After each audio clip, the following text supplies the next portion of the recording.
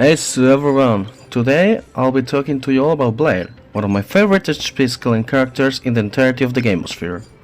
I'll be showing gameplay from myself truly doing the simulated universe with what would have been a kinda premium original Blade team when he came out, had I recorded it before Blade's rework, but it'll have to do as a background for now. First of all, let's introduce the man of the hour.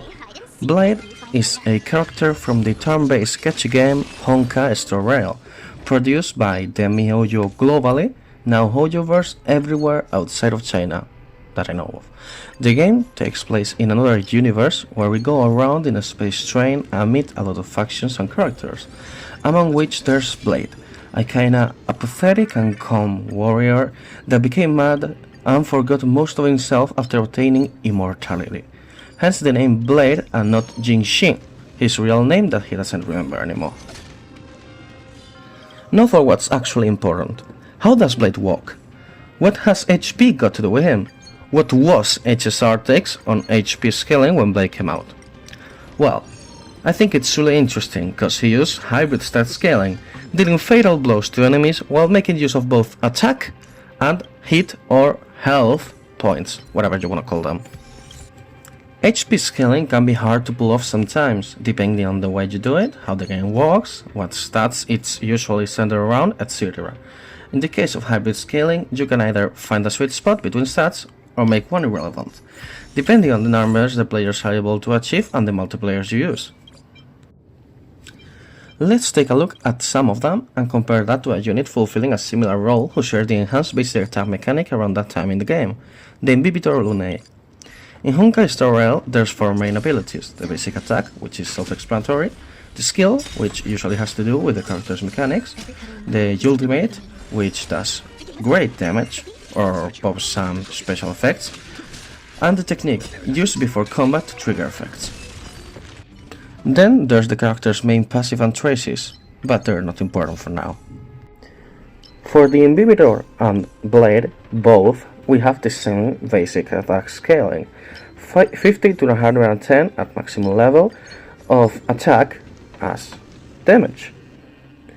Then we also have the enhanced basic attack mechanic they both share. While Blade activates his enhanced basic attack with his skill and only has one, the Inhibitor has a different enhanced basic attack depending on how many points you use, which is another mechanic of the game in its entirety that we will not talk about in this video. Now, we can see that Blade's enhanced basic attack deals 44% of his attack and 110% of his max HP, while Inhibitor Lunae does 550 of his own attack. They both did around the same damage. Of course, you could reach higher numbers with Inhibitor, but on the large scale of things, they were pretty similar. I had both and used both. The thing is, as you can see, the HP scaling with Blade is a lot smaller than attack scaling, which, as you think, makes sense because you could have between 6k and 8k HP with Blade, while attack mostly peaked at around 4k if you had a lot of attack. So you can start seeing here how you have to take into account that when you start making scales and multipliers in order to not make it really broken. When looking at both characters' techniques, we can see that they both benefit the character's main mechanic. For the Inhibitor, it makes easier to use his enhanced basic attacks, while for Blade, it allows him to charge up his follow-up attack, while also taking off some of his HP in order to boost his ultimate damage. In case of both characters' ults, we can see that while they both hit hard, Blade hits harder since it's his main source of damage, while the Inhibitor just makes it easier for him to use his main mechanic. In Blade's case, we can also see the ult scales of lost HP up to a maximum point, which is really useful and also brings home the point of playing with HP. We can look at their traces, which are some part of their ability trees that you can unlock just by using some materials and level up items, and we can really see also how they're benefited with extra stats, different points and ways to improve their mechanics, and in general better ways to play them. Finally, we can take a look at their idols, which are improvements on the character that you get when you have a lot of copies of him. In Honkai Star Rail's case, you get 1 for each copy of the character. You get up to 6 after the first one, so 7 in total. In the case of Blade, though the attack stat did have some meaning and added to his gameplay, mostly it was there for fancies. You could almost ignore it and Blade would still have done great. But it most definitely was not irrelevant. It also allowed him to make use of most support units in the game, which buffed mostly attack. This gave a lot of room for the players to build him. You could build him only on HP and give him attack through other characters later, or make use of both to make him more independent if you wanted to put him with units that also benefit of getting hit, or just, thank God, cause your otherwise preferred items had an extra roll on attack when you were going for HP. Really, the world was your oyster regarding his build. Sadly, there weren't many options for doing the same with HP, although 1 DPS inflicted damage on allies and other augmented HP, so there definitely was some way to experiment.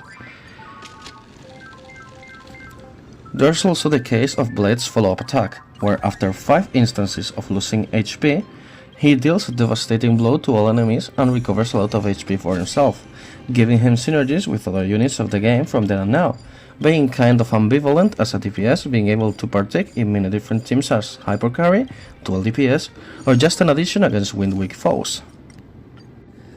Anyways, HP is, at least in theory, a defensive stat, one that determines how much damage can be endured. It usually has to be protected with defense, resistances, evasion, and all that. But there are archetypes that challenge that in most games, such as classes, jobs, races, or characters, Blade for example, that also use it as an offensive option. And there's something about it that feels amazing. Of course, you are the blood monster, the sacré, the berserker on the front lines, feeling adrenaline coursing through your veins, the metallic taste of blood in your mouth while you bring your opponent to a sneeze in a brutal melee, your muscles aching, your bones brittle, but exhaustion just fuels you, and agony is nothing more than fire that keeps you burning. Of course it doesn't work like that, and most people don't really want to end, but video games come second best when it comes to scratching that itch, and HP scaling, or HP variation scaling, really do scratch it if you give them the chance to do so. As we've covered before, Blade not only scaled off HP and attack, but also lost HP as its common practice, which really drives the point home. There are other characters in the same game, like Mydei, that truly embody the fighter warrior battle frenzy spirit in his kit, but Blade was the first to come out in Honkai Star Rail, and also the first that made me realize how much I enjoyed this concept of essentially hitting people with your health bar. So, to wrap things up, HP scaling makes things more interesting, since the player not only has to be aware of his HP, but also has to play with it. It's not about just avoiding damage anymore. You can actually take advantage of being hit and have to decide when and how to recover your health to maximize not only survivability, but damage output. Blades also received a rework in a much more HP dominated meta nowadays in the same game, but I'll probably make another video addressing that in the future. So, it has been Bloody Atom, and see ya!